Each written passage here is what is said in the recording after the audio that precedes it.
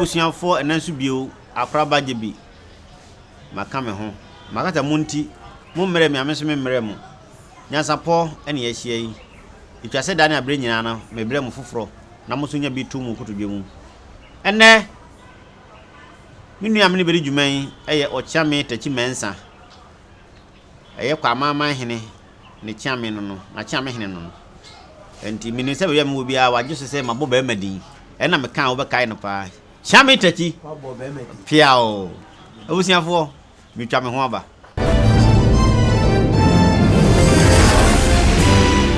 no nko besim ko ya masaba sirem ka manya ntie no se me ne chiame tachi mensa ene ne ye betwetwen enkomo akraba nyansapo tase ba nwema piao si etase nyansapo ba dwema de a mpene se honho ne femfem hia na amerikasa se chiame tachi mensa wa ha na esu afram jibi akraba me so tie adwemu de a nyansapo bi do ba fie ni so ye betase no ba nwema papa di padwa bi tran so ne ye obi ma akra na wo ba na efie tisɛn o nyam dom no mpai bo oboko yura no ho ye yo ye de jase fie wo na hamu awo sa na no da woro ma ye wo ebebi a eje ntinyu abonten so ne ka no obi aka se de wo pempese na ye sinipo omota aka se tontonti ye no nsano na ye fa adwene ebisi tonti ye no nsano na ye fa adwene obisi tenten to tietie to ye no nsano ye fa adwene na be na nkasa ye sei ayo aso brebe do ase ebe no ankasa ye tenten to tietie to ye no nsa na ye fa adwene na ye asantefu ehwan ne be wo ne ba na to tontonti na ba konso de tonti na de kwense mema mienu kotena akura bi ase a na omu di pa na ba ko wa na ba ko nso otia na ma no kura na ebi a no akofa tenten no wona no kosi nkrofo no mtie kura on tenten wo do wo nyam fa tietia wa no nkrofo mu da na wesu kosi tietia wa no so do na ma to no mienu di tenten na tietia nkrofo di pa na sikai ye bo sika no mse da bi bema nkrodo so entrafa akonya ne mbuase ye besa to akwantu no so na ye kro no ye mfa nkwa ye ma awade bema se usi so na apeso obobra uje ka ne ma awade grampe wabra bo na pem ai we de usoboduam me ofa ko obusu wo se gokus for brof wo se the law of woman is addition of trouble. That's what. Obra na time because of how to say the law of woman is addition of troubles. Krato aso a. Oh, kataje do ase. De kwa eni, wo me no hihye sa amra no no. Se kwa ye nware. Na mum se me kwa zika me boaboa no no. Me de beto ka. Hwe bemfie miensa se ne. E wo se e ba ha ntina mpanimfo se batabo ne yitu no mfie miensa. Utu kwa akokro bi so. Ne di mfie miensa na anya yi a sa ko nchi anokre sa wo de sa wo bedi ahoho hene sa ho se ye ne no magazine for wo ma ho de nyina gina miensa ye pian de 1 2 3 na nka no ho na je se aduane ya ye di na atwe huru sa ko pibi ai nti ye ko ye ne se emema miensa emema mienu no de etri pai mfie miensa pepepe no mo se ye ba nso a ye ko trasa gwiase a me na medical ba ho na metwen wo so ba atwen mo ne mu makura ne de ka hu se ye besa akoda ye da no so mo tum na e ho nso ya bokwan no to mo sine ye ba obi a ye de car be kokura nti mfie miensa no pepepe o me no ko ye no nyame so ko ye o mo adom obi a ye ye no to benzi so mo kura dwempa ai ye to benzi nti dano tietia na di kan be duruye obe no mo se ya kwa microphone no mo tie kura wodi pa no ba kuni e ko chiachia no no se na minu ya no tentene o ma o se bi o se nye metwe na ha ya aja obi aye bi aba bi ho sabe na ho matro obi ne ho ne akasa so obi mfre obi ana ko tena ho wa na ja waje ba ko no de gigi nani se yese ano da ho kwa akekansem no ntina waje ba ko no o de gigi nani omua no onso beduru ye no se na minu ya tieti onso onkura do ba no pa so no he yese de ka de si won sa ko e wadi boy yeso nyame aboaye onso o pake ne dia ko ka no ho minua ene mpanimfo se opani kwasi dada one ya dada ko hia oda ho ya na ne fra dada se Piao. Opani ya dada. Opani kwesi dada. Pani kwesi dada. One ya dada. One ya dada. Ekuhia woda ho ayana. Omukohia woda ho ayana. Ah, ni fra dada. Ni fra dada sem. Sa. Yempienu. De kwaye ni se. Onu mienu hia sa no na ni je. Ye di nkomo yi. Se, papa, bre golda mienu.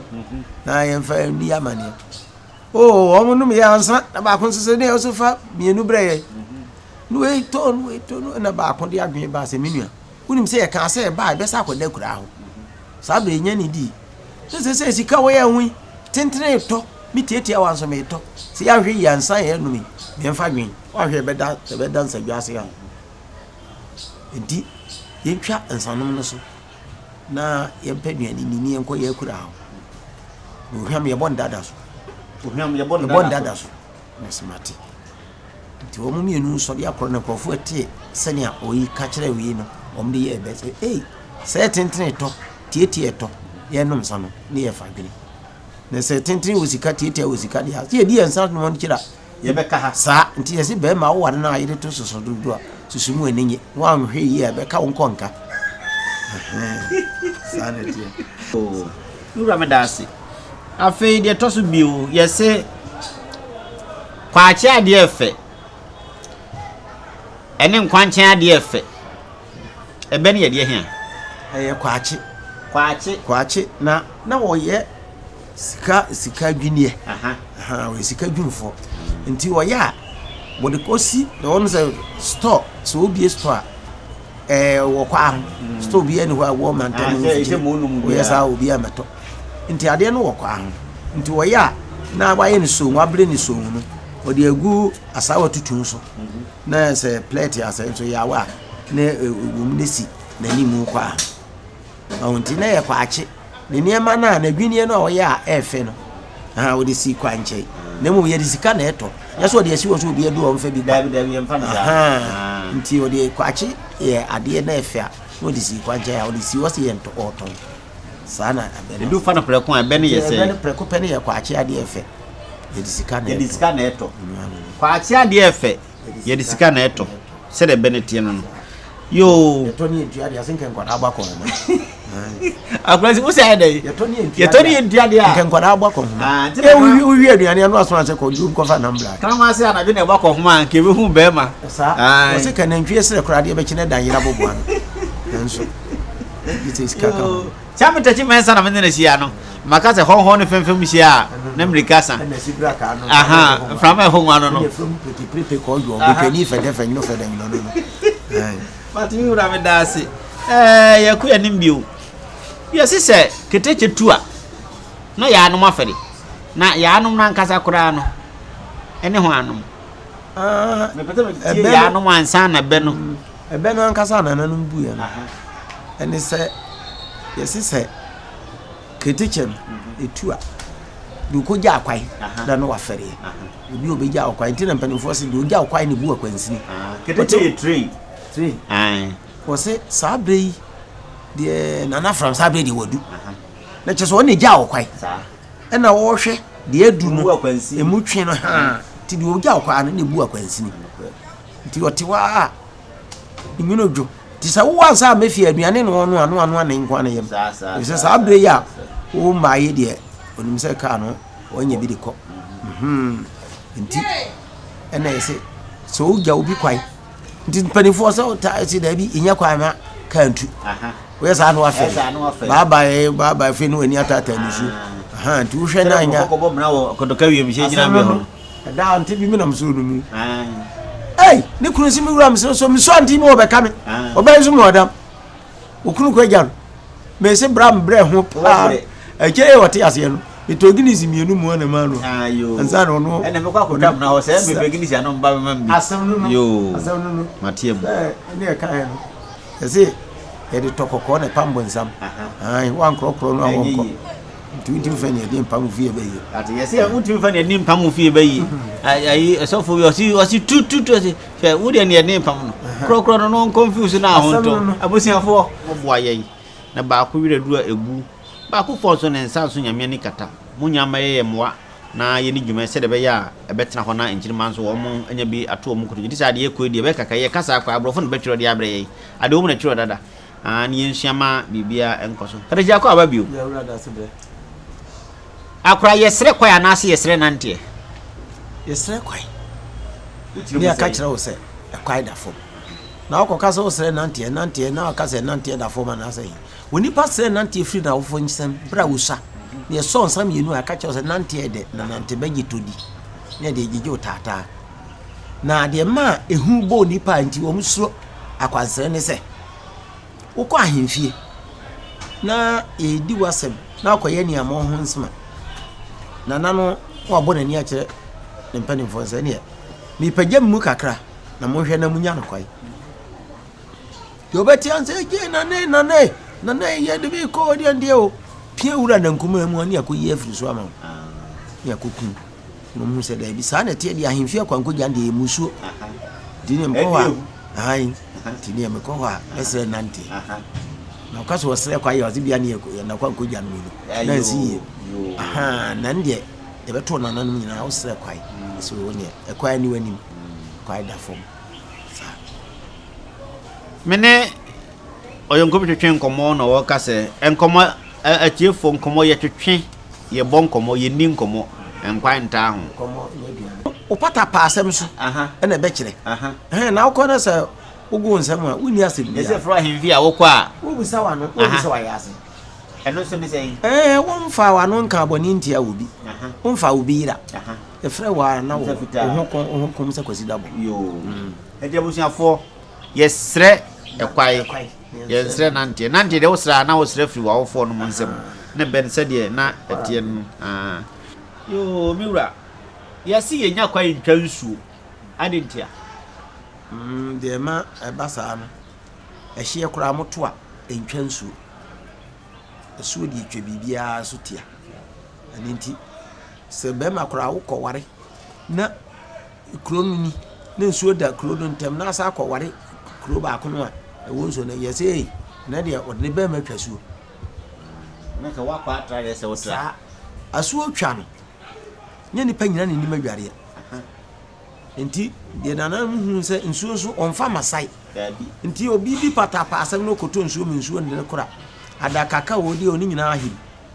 nti nana no suro nsuo ehim se sei na no pa nsuo afa wo bi nsuo de ko ya mpa mpa bio ehin ne nya wo de dawo ayo nsuo na fa ho kai nyina eye de no agya amaye se yenye ye no ayo afa ho ka nti adakaka wo di busia ho acho nya kwa ntwansu na be matete no yes nko ware asu eja ware wo heya na kwa ware asu eja ensu eyira obebere no obeda wadua na obere no de abrew nti yesi ade ayira na yapene kwansini nti so bi ko asu eja no ade kwan ware ma nananom na no kra wo kan se ebia wa besra me na me besra wo na betwensu asana me ba wo ho na ma beja wo kwa na wa beja me kwa na wasa atre nsu no na masa wo kwa ma bi be na se ensu kwa me no fa so twa we kan bi kura usu kura no etwe da so yi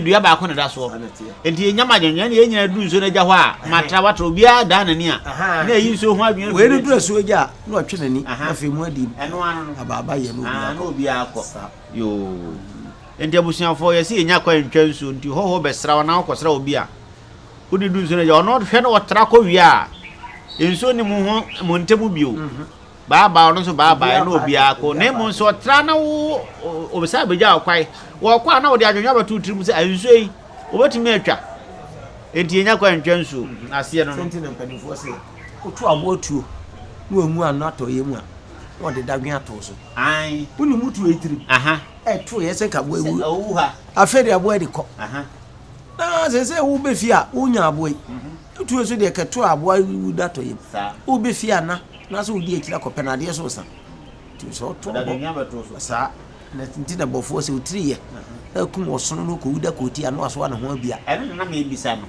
adentia no so ne mu dududu na se wakobo ntuo ne nyame pe wasem ko di mirika be wuda ukuro no kwantia wate obere so ya wo ko ka kire nkrofo ani ye bedwa wona ntwa kwa imre ni sa woto osuntuo no ko wuda koti a waso ano ho abia ne je wo po bi no ade ne ho aba asam no wo ko hefidie na bebe ya konfo na akwa atwetia se wo ko hefidie na brebia hye ne ho konfo a na akwa atwetia kokra kekira brebia me san kwa ho won san ne nsan usan ho ko na aba no mo ho agbodu anya ye nya ofidie a no dia sa enti so akwa habayire ama asusumu ani mre ko tu habayire na ama nya bayire ato no pam nya bi no ama ko be no na dia ye sa danfo bi e so ko wi akoko na ye ne ko ayi we procession bi se bema na wo hana ma akwa che kutukoko no wo se ala gwanyo ase che so nyame ne dia koko nyo obi ade ndi o tumi ko ai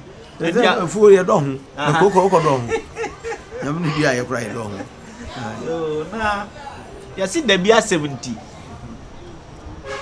ebe no bu no mienu da bia 70 yidi kwadu ani eja no ho no enye wo da bia 70 na edokoto kwadu ani eja mo mi wura benene de he yo da se bre de tie ne se ni mienu no eye adwuma na de adwuma pa ne ye da bia 70 na yidi kwadu a eja na ho wuti mu sei de edika no a eye da bia 70 edokoto kwadu a eja mo no tete wona nanom de kwadu na to hie enti se afuo no gu kura kwaye no mu no na kwadu de nyinam enti se duru kwaye ne dane sa na se mo sa akodo a kwadu no dodu a untwa nkene hye enti untwa nkene na emu na ha ba na awo no utwitwa se de be ya wo hie afuo no a kwadu no hie kwashi kwadu no nyina na ne sa enti ebi a wugu so ye afuo no wo pam no we ne kwadu bi anyini na bre utimi nya bi digu kom de ye wafuo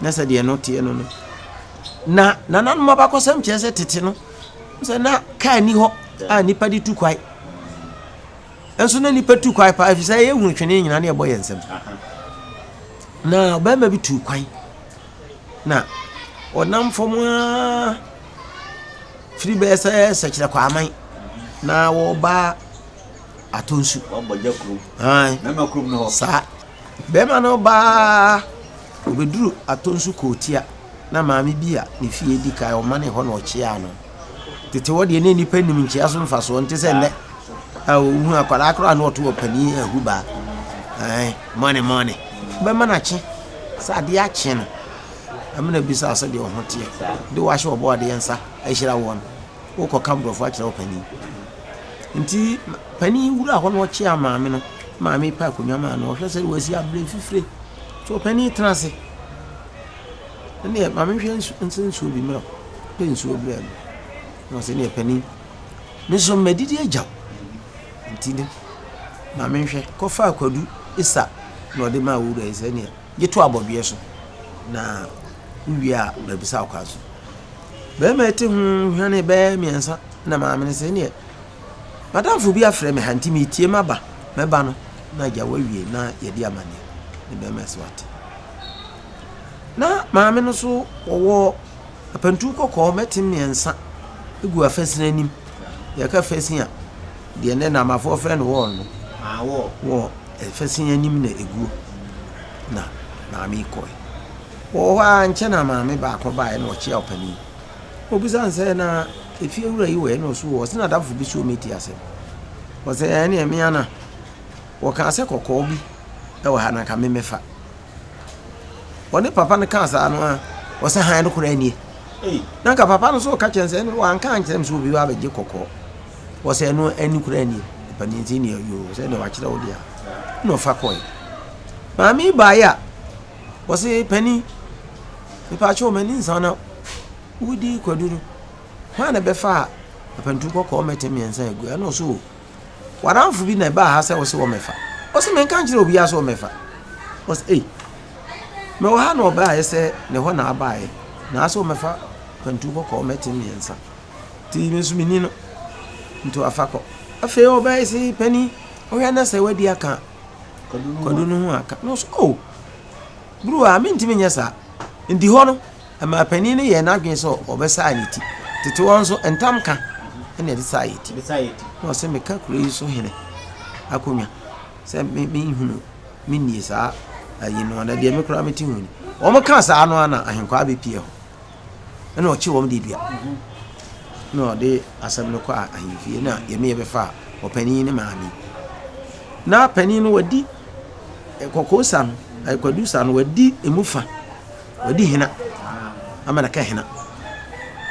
Enti omo kwa ahemfie ne nche mu no.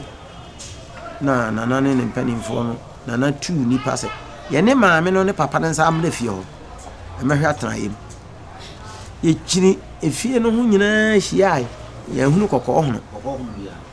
Papa no kofa ne bag e ba me ehwewem ye hu. Ene ehwe ba bi ote no. Na kwadu hunu no dia egu ho. Wadi ehina aka hina. Ene fa ye ne sesa ewura aka ho. Ye de kwa ahemfie. Nti nsembisa no mu no. Ana nana ene ne panifo bisa maame ne se maame.